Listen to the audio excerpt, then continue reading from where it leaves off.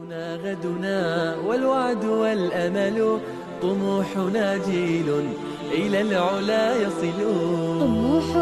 crisis is not only 5 years old.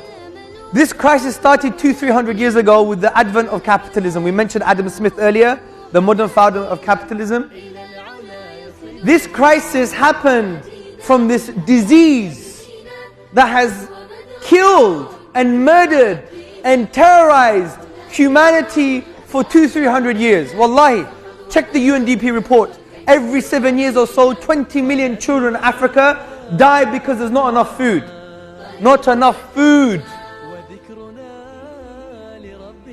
And we have this war on terror. Don't get me wrong, we don't believe in terrorism, it is wrong.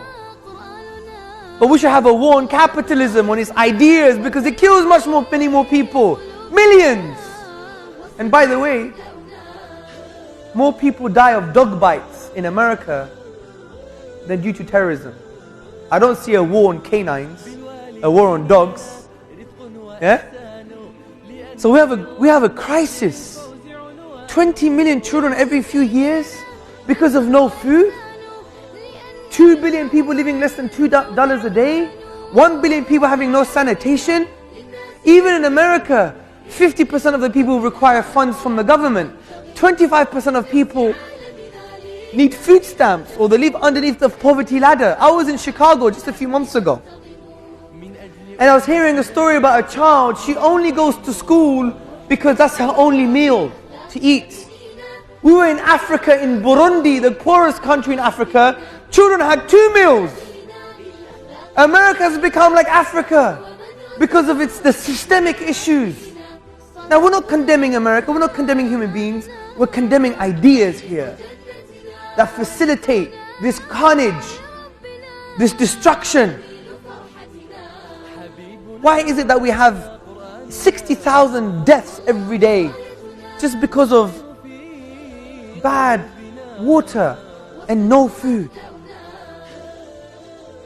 Because it's based on a geopolitical myth that the capitalists want to teach you, brothers and sisters, which is there are too many needs, not enough resources,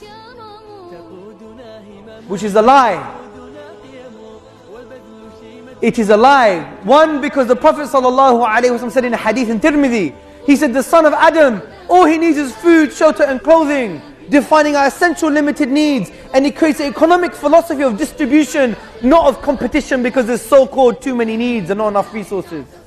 And the Prophet ﷺ 1400 years ago was in line with modern geopolitics. If you look at a study done by the Food Agricultural Organization, they conclude there are enough calories on this planet.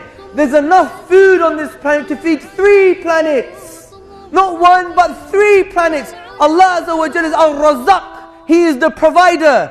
This is why Ali radiallahu anhu said in a very wise statement, when you see a poor person, don't blame Allah. Allah gave us the resources. He's Al-Razzaq. Blame the zalim. Blame the oppressor who's created a system that doesn't distribute the wealth to this person. This is Islam. This is Islam that would change the world, especially for our economy, to liberate human beings from the clutches of the slavery of capitalism. طموحنا جيل إلى العلا يصلون